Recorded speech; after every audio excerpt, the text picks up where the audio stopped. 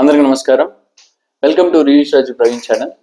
So ఈ వీడియోలో నేను ఈ 2025 సంక్రాంతి బరిలో దిగుతున్నటువంటి కొన్ని సినిమాల గురించి మనం డిస్కస్ చేద్దాము, మాట్లాడుకుందాము. అండ్ మెయిన్గా ఈ మనకి పెద్ద హీరోలు, ఆ పిల్లర్ హీరోస్ ఎవరైతే ఉన్నారో వీళ్ళ సినిమాలు మెయిన్గా డిస్కస్ చేద్దాము. ఏం మూవీ వస్తుంది, ఓకే ఎవరెవరికి అంటే పోటీ ఉండబోతుంది అని చెప్పేసి మాట్లాడుకుందాము. సో పాయింట్లోకి వెళ్ళిపోతాము. సో మనకి 2025 జనవరికి సో కొన్ని సినిమాలు, పెద్ద సినిమాలు రిలీజ్ డేట్స్ అనౌన్స్ చేస్తున్నారు. అండ్ కొన్ని చిన్న సినిమాలు కూడా రిలీజ్ డేట్స్ అయితే అనౌన్స్ చేస్తున్నారు. సో ఒక చిన్న ఈ స్పెషాలిటీ ఏంటంటే 2025 సంక్రాంతి టైంకి ఆల్మోస్ట్ 24 ఇయర్స్ అనుకుంటాను, 24 ఏళ్ళ తర్వాత ఓకే చిరంజీవి గారు 24-21 సంవత్సరాలు అనుకుంటారండి.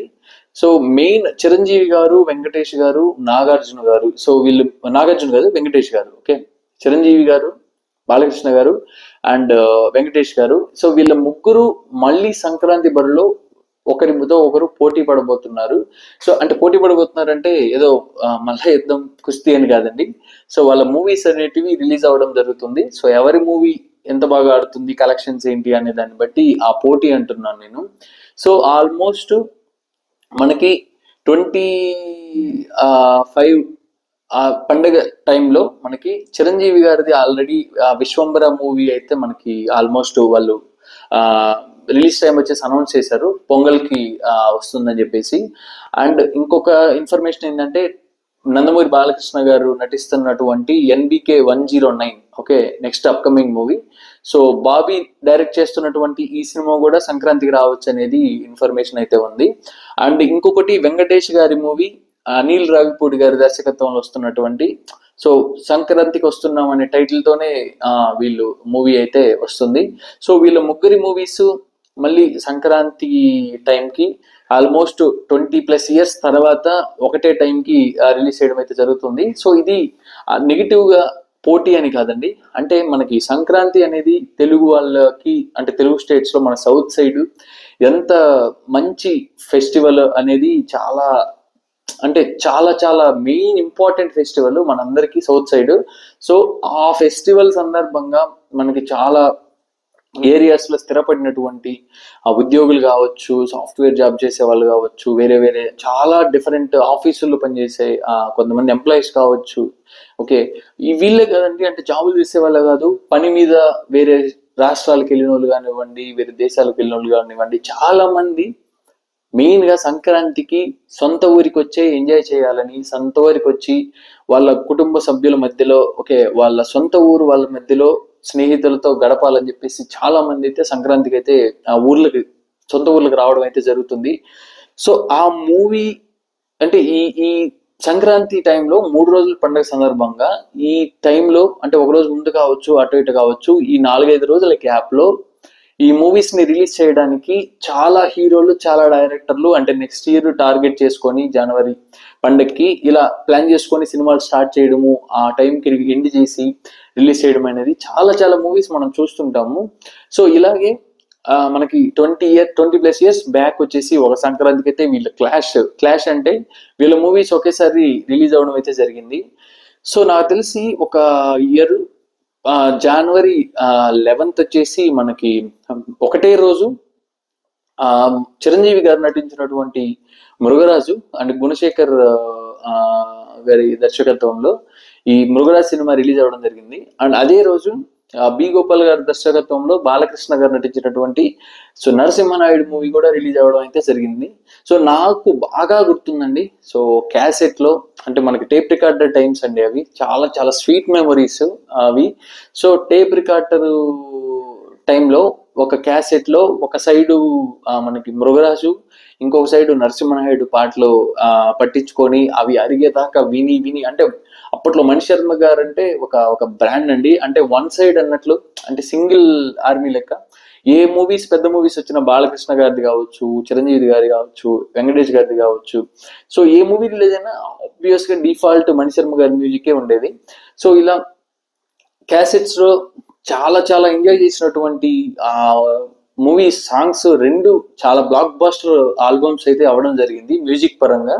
బట్ సినిమా పరంగా చూస్తే మృగరాజ్ అనేది ఫ్లాప్ అవ్వడం, అంటే ఫ్లాప్ అంటే ఆల్మోస్ట్ డిజాస్టర్ లెక్క ఆడింది. సో అంటే అప్పుడు చిరంజీవి గారి నుంచి అలాంటి మూవీ ఎక్స్పెక్ట్ చేయలేదు. గుణశేఖర్ గారు ఇంతకుముందు చూడాలని ఉంది మూవీ ఇండస్ట్రీ హిట్ కొట్టినటువంటి అదే డైరెక్షన్ లో అదే టైప్ లో ఎక్స్పెక్ట్ చేయడం వల్ల ఆ మూవీ ఫ్లాప్ అవడం అయితే జరిగింది. కొంచెం డైరెక్షన్, కొంచెం ఈ గ్రాఫిక్స్ వల్ల కొంచెం దెబ్బతింది అనుకోవచ్చు.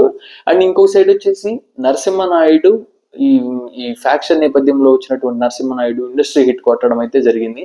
సో చాలా చాలా బాగుంటుంది ఆ మూవీ. సో దాని తర్వాత జనవరి 15th రిలీజ్ అయినటువంటి దేవి పుత్రుడు, ఓకే, మనకి కోడి రామకృష్ణ గారి దర్శకత్వంలో వచ్చినటువంటి ఒక ఫ్యాంటసీ ఫిల్మ్ దేవిపుత్రుడు. సో ఆ మూవీ ఫ్లాప్ అని కాదు, కొంచెం పర్లేదు, అంటే ఏదో జస్ట్ బిలో యావరేజ్ మూవీగా అయితే ఆడడం జరిగింది. అండ్ దానికి కూడా మణి శర్మ గారి సంగీతం, సో ఎక్స్ట్రాడినరీ సాంగ్స్ ఇచ్చారు ఆ మూవీ కూడా. సో ఈ 3 మూవీస్ లో బాలకృష్ణ గారు టాప్ లో ఉన్నటువంటి, అంటే టాప్ లో నిలబడడం అయితే జరిగింది. మంచి super duper block buster hit కొట్టి నరసింహనాయుడు. సో అందుకని ఈ సంక్రాంతి అనగానే మూవీస్ మధ్యలో వచ్చేసి ఒక పోటీ లెక్క మనకి, అంటే ఆ ఇయరే కాదు, ప్రతి ఇయర్ ఏ మూవీ అయితే రిలీజ్ అవుతాయో సో ప్రతి ఇయర్ ఆ పోటీ అనేది మనం చూస్తూ ఉంటాము. ఈ 3 చిరంజీవి గారి విశ్వంబర అండ్ NBK 109, వెంకటేష్ గారి అనిల్ రావిపూడి గారి ఆ మూవీ, ఈ 3 కాకుండా ఇంకా సందీప్ కృష్ణ గారి ఒక మూవీ రిలీజ్ అవుతుంది. అండ్ ఇంకొకటి అజిత్ గారి మూవీ కూడా, గుడ్ బ్యాడ్ అగ్లీ అనే మూవీ కూడా సంక్రాంతి టైంలోనే ప్లాన్ చేస్తున్నారు అని చెప్పేసి ఒక ఇన్ఫర్మేషన్ అయితే ఉంది. సో ఇంకా మనకి జనవరి 10th గేమ్ చేంజర్ కూడా ఉంది. సో ఇలా చాలా చాలా మూవీస్ అయితే పండగ టైంని కొంచెం క్యాష్ చేసుకోవాలి జనాలు ఎక్కువ, కొంచెం ఈ వర్క్ని పక్కన పెట్టి కొంచెం ఎంటర్టైన్మెంట్ కోరుకుంటారు అనే ఉద్దేశంతో ఈ టైంలో ఎక్కువ మూవీస్ టార్గెట్ చేయడం అయితే జరుగుతుంది, release target. So that's it అండి. సో చూద్దాము ఎవరు ఈ సంక్రాంతి బరిలో విన్నర్ గా నిలబడతారో. సో మేబీ ఈ గ్యాప్ లో కూడా ఇంకా కొన్ని మూవీస్ మేబీ పొంగల్ టైంకి రిలీజ్ డేట్స్ అనౌన్స్ చేయడం జరగవచ్చు.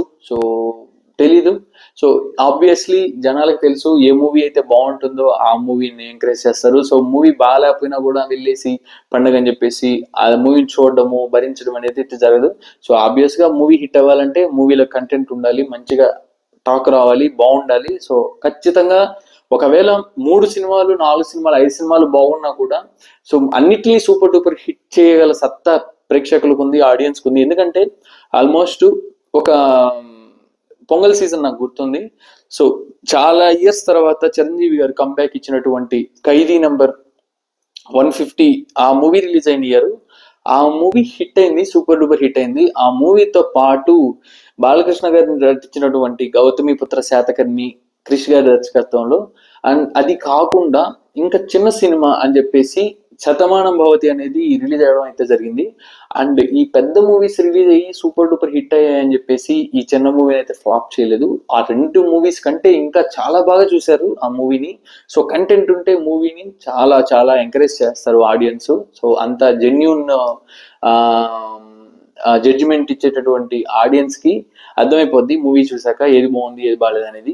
సో ఆ 3 హిట్ అవడం అయితే జరిగింది. సో సినిమా బాగుంటే ఆబ్వియస్ గా జనాలు ఎంకరేజ్ అయితే చేయడం జరుగుతుంది. సో లెట్స్ సీ అండి. సో పొంగల్ టైం అంటే అందరూ హ్యాపీగా ఉండాల్సిన టైము. సో ఆ టైంకి మూవీస్ కూడా రిలీజ్ అయ్యి ప్రతి మూవీ ప్రేక్షకులను అలరించాలి అని కోరుకుందాము. So let's see. And thank you so much. ఇంకా నెక్స్ట్ అప్డేట్స్ నెక్స్ట్ వీడియోలో కలుసుకుందాము.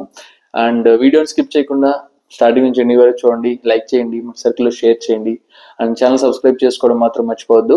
అండ్ సపోర్ట్ చేసిన ప్రతి ఒక్కరికి థ్యాంక్ యూ సో మచ్ అండి. అండ్ జై హింద్.